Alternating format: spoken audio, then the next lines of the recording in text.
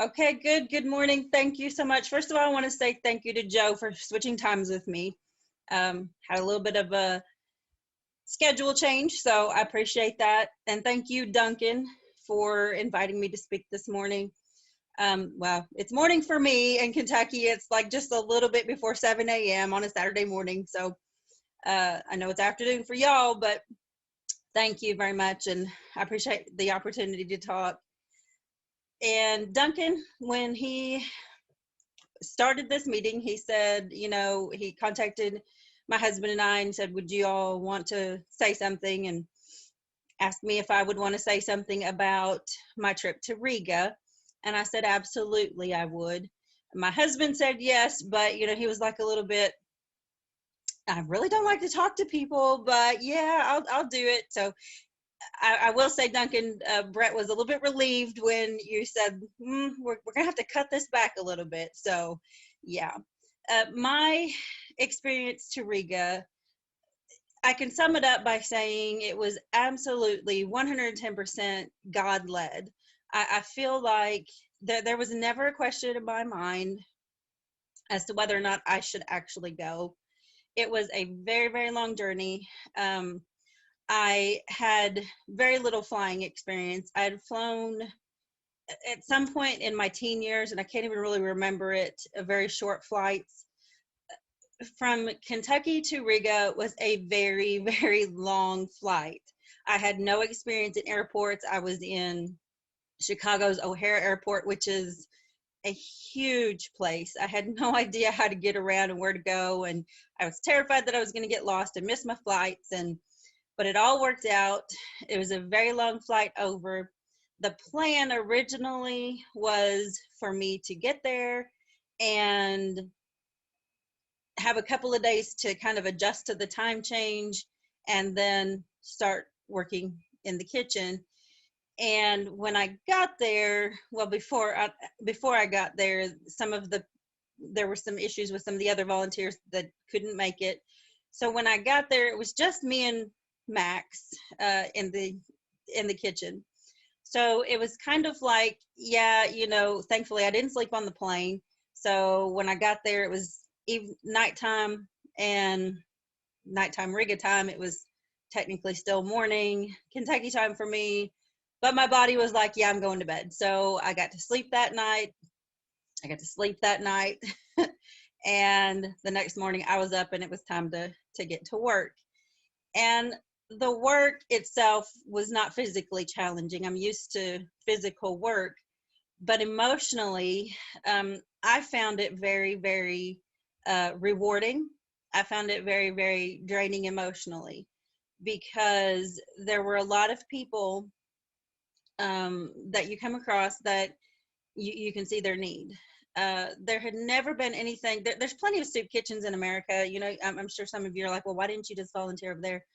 There are plenty of soup kitchens to volunteer around here, but there is nothing here like what you're going to get in Riga.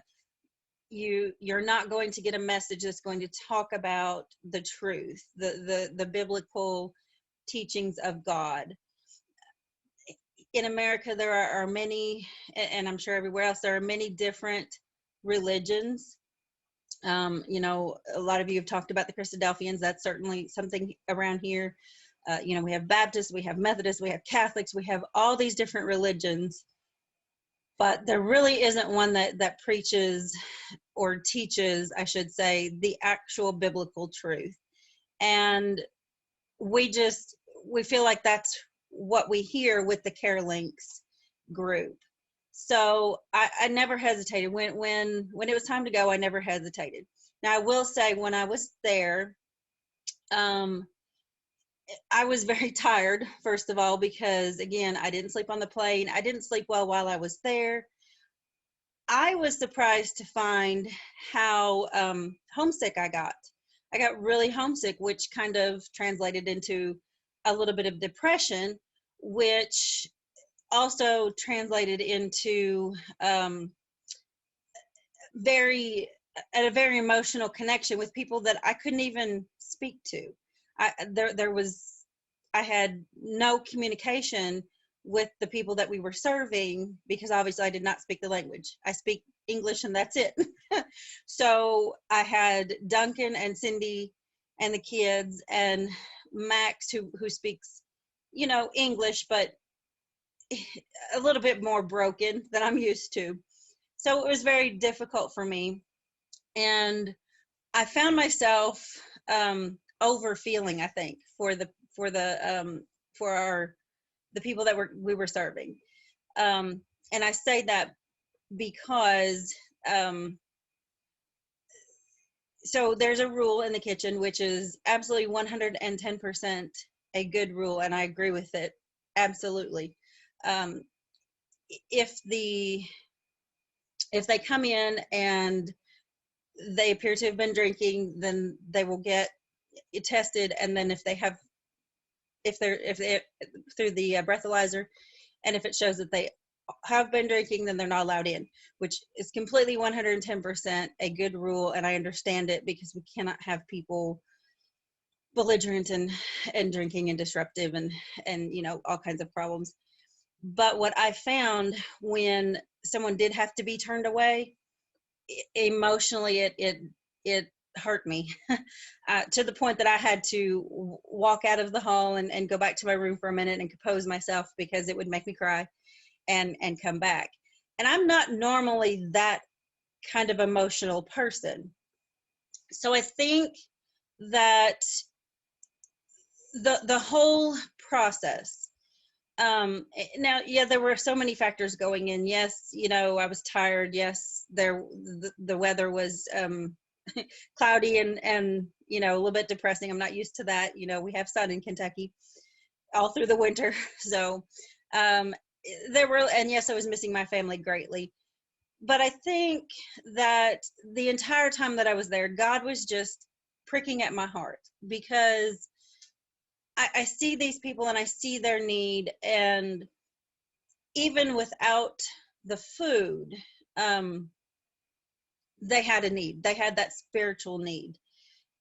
As you know, or may not know, the way the soup kitchen works, they will open the doors about 2 hours before they serve. People come in, they can, mingle, have a cup of coffee, have some tea, and after that, they have to sit for the Bible reading and teaching for an hour, and then they get their meal. And that's an excellent, excellent, excellent process, because I don't think that many people would come and have their meal and sit through listening to the gospel if they didn't do it that way. If they serve the meal first, a lot of people would choose to just walk away, and then there would be a lot of people that would not be led to the truth. So I really, really support what's going on at Care Links. Excuse me, I didn't mean to bump my table there. And what's going on in Riga. I've told Duncan, if everything works out, I would like to come back. Yes, it was a difficult journey, but I feel like this is what I'm supposed to be helping with. I feel like that's where I'm supposed to be, and I will not hesitate to help again if needed in any way. And Duncan and I have also talked, and Riga might not be an option in the future, but there are other places through Care Links that can be an option, and I'm definitely all about that. I was, by the way, by myself. I did not have anyone to go with me. I traveled by myself. I volunteered by myself, and it was all me and God. Let's go. He held my hand. He carried me when I needed, and it was an incredible experience that I highly recommend to anyone who is even a little bit thinking about it. Just stop thinking and start planning and go. So that's about all I have. I don't know if I took my 10 minutes, but I think that's all I have to say about it.